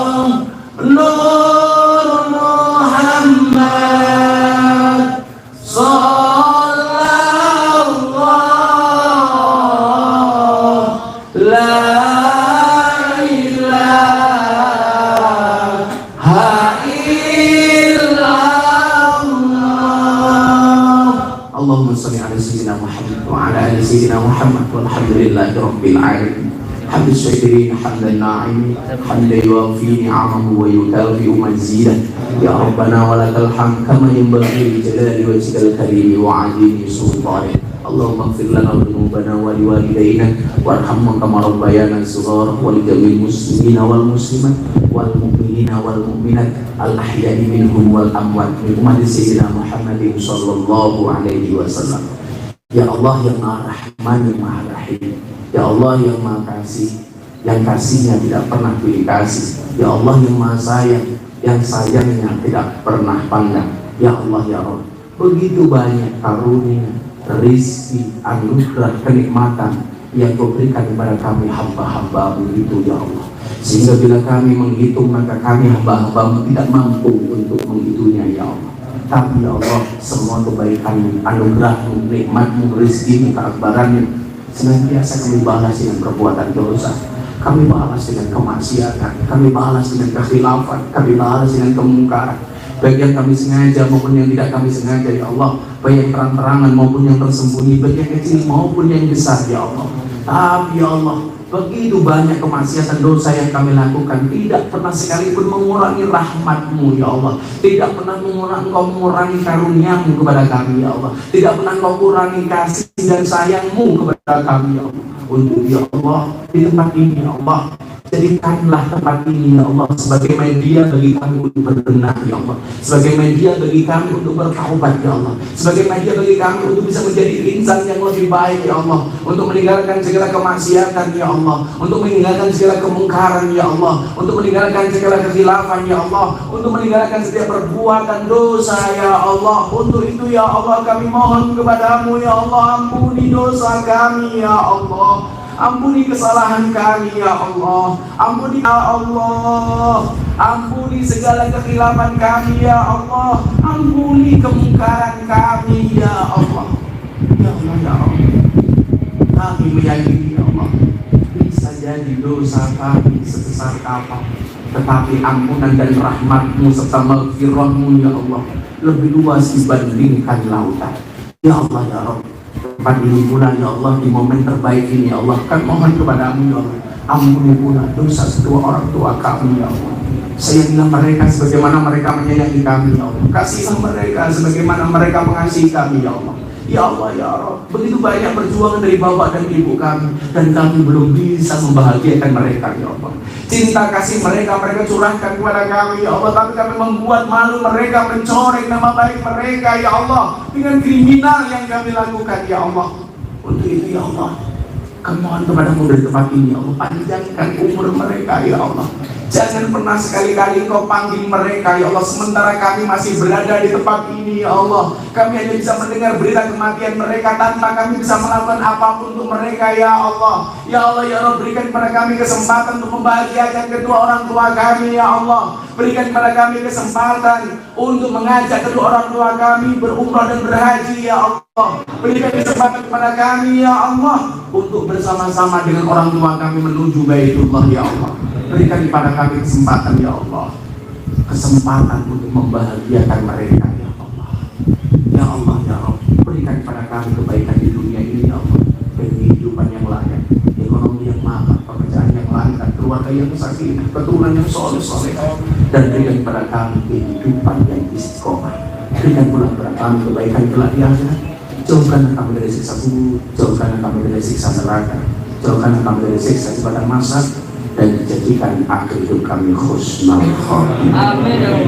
Rabbana atina fid dunya hasanah wa fil akhirati hasanah wa qina adzabannar. Walhamdulillahi rabbil alamin bi barakati sirril Fatihah.